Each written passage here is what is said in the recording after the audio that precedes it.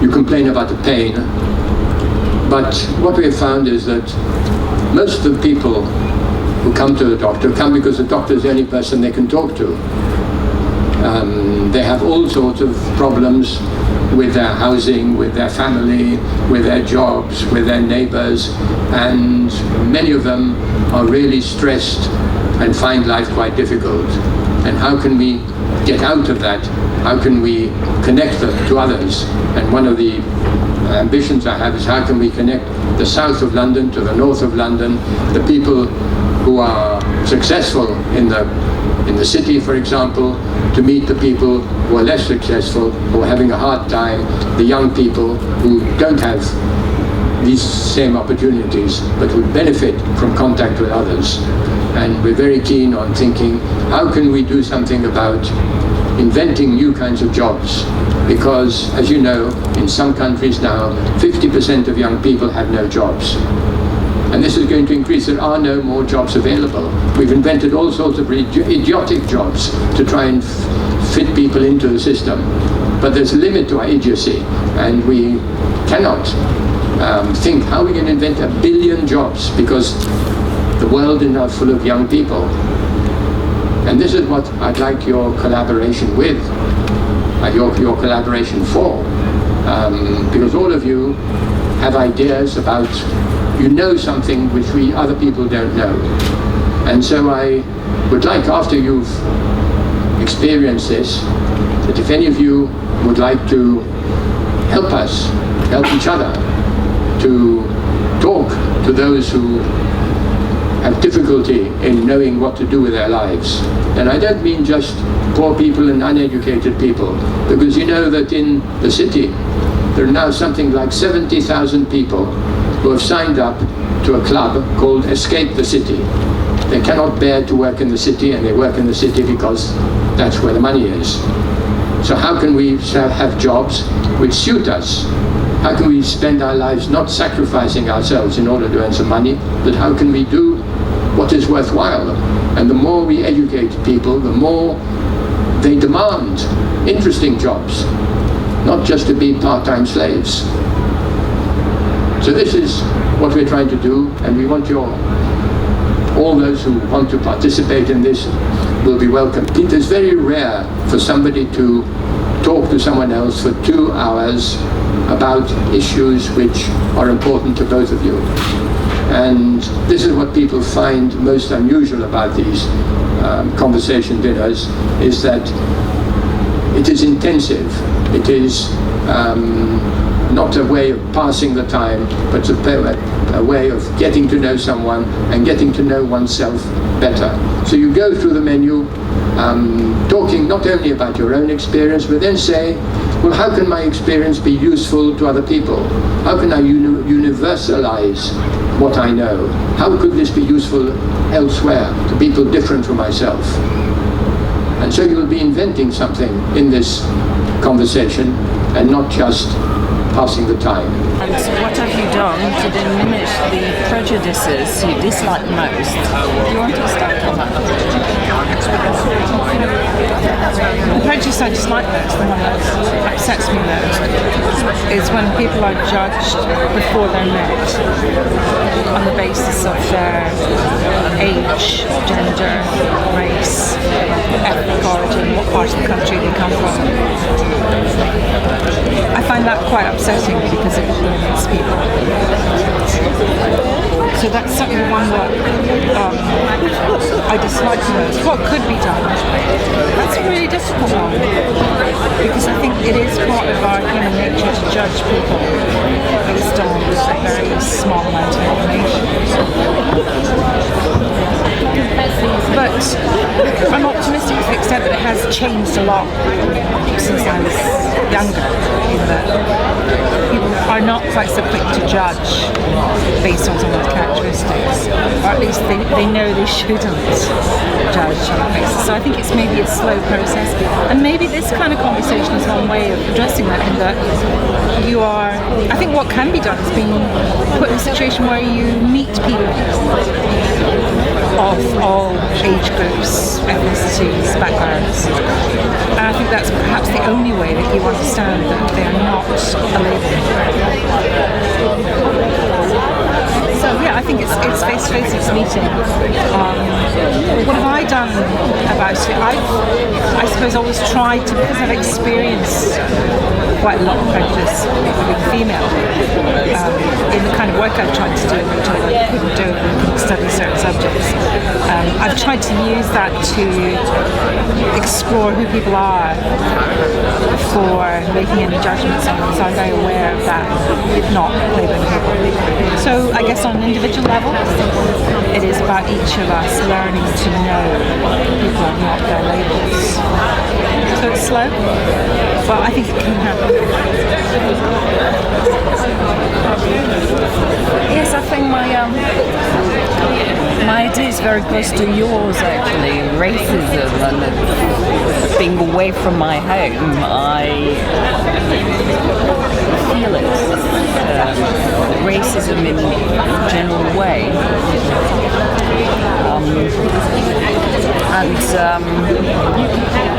It could be against races, different people coming from different areas, different regions even. Women, handicapped people with any disability. And what I do, I try to talk to people, and I find myself touching them, giving them attention. It happened to me today, actually, when I took the train, and I noticed how grateful they are when I just touch somebody. I stumbled against somebody trying to get to a seat, and I touched a person, looked at her, and apologized, and she seemed almost astonished that somebody had done that to her. So it made me feel good as well. She was pleased. So I continue doing this sort of thing, or I do this sort of things on a regular basis, touching, looking, and trying to have a sort of acknowledgement of people who could potentially be prejudiced against, whether they're from another race, another region, or just women or men, or different ways. And I think getting kids involved, getting young people involved in live stage actually shows you can do that. You can't just walk into being a television star. You can start small. You can start in youth theatre. If you want to become an actor, your local youth theatre is probably your best route. You're not going to walk onto a Hollywood set tomorrow. Plastic arts, visual arts sport is doing something with your body, and acting, writing, etc. is with words. Visual arts is different again, and I think you can probably express emotion in a way that I'm not sure whether sport expresses that much emotion. I mean, it does in the crowds that watch it, but the people who are actually doing it, I'm sure they have emotions, but it's not, because it's competitive and so on, it doesn't unleash that. And I think perhaps that's a bigger outlet through different arts, including painting or sculpting. I can remember when I went, we were talking about Tracy Emin earlier, I went to her retrospective in Edinburgh a few years ago, and the stuff there she destroyed her entire works a couple of times, destroyed them, but she kept little photographs of the originals of everything she destroyed, and one of those was that, and you could just trace the ups and downs in her life and the trauma she'd been through. Certainly is. That's why I went to Venice to Biennale to see her there. And but it is, unless you actually get up close to the work and study it, you don't get the emotion. You can just dismiss it as rubbish. A friend of mine who's an artist and has lived off her art for her whole life without, she's never been mega successful, but she's managed to live. And for years, she was doing fairly similar engravings. And then her partner died. And for a little while, she found it difficult to work. And when she started working again, it was in a different medium. It was with paint. And it's completely different from what she did before. It's quite exciting. If anything, it's more exciting. But of course, it's different selling a painting, because you do a painting, it's a one-off. So it's going to be a lot more expensive than selling an engraving or a lithograph. And of course, she's known for her engraving. So she says it's like being a new artist, but with things that cost more money. So at a time when people aren't buying anything. But actually, it seems some people are buying stuff. So, but it's just, I think it's interesting how you can change your mode of expression, and you can express different things. I'm not entirely sure that you do that through sport. So I guess I'd see it as different kind of inspiration. Right, we're on to salad. If there was one world religion, what would that solve humanity's problems? I'm not particularly religious at all. I wouldn't go straight out, I'm an atheist. I guess I consider myself pretty agnostic. I do believe there's something, but I personally really don't believe in sort of a man-made religion. I guess for humans, we have that strive for control and for, I guess that survival instinct from our ancestors. So I mean, I think simply if we all followed this one belief system, I guess that would solve the religious, that would solve this portion of humanity's problems. But I don't know if could there ever be one world religion?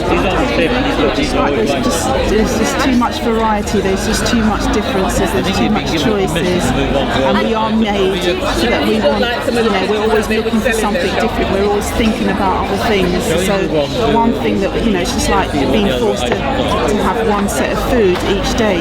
People don't want, people want variety, they want choice. I don't think that's going to solve anything. I think people are going to rebel, people are going to have their sort of their natural feelings, and they want to do this, they want to do that. What about what's going on over here? What about, I think we're just too...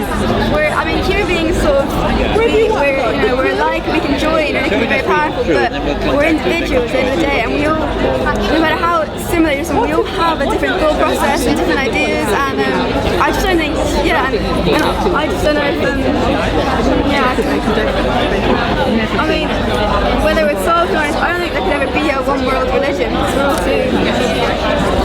I think people want choices, and if you're saying that there's a religion based around love, not everybody, everyone would have a different view of about what love is, so it just would be quite conflictual. So I know that wouldn't work. It wouldn't solve humanity's problems as well. Well, I don't think our problems come down to just, our humanity's problems. Could religion solve humanity's problems? I guess humanity's problems are too broad for a religion to say. If you could invent a pie, how could religion stop starvation or poverty? I'm sure giving to the poor. I don't think you need a religion to. No matter what, I don't think all. I don't know how you could ever get all human beings. I just don't think we could ever join in that sort of sense. I think it's all far too individual. But I would be a bit bitter about religion. I come from a really good family. I grew up very, very built up, quite stout Seventh-day Adventists, so very, very controlling. And you get to a stage where if you want to branch out of that controlling environment, you'll do anything to get out of it.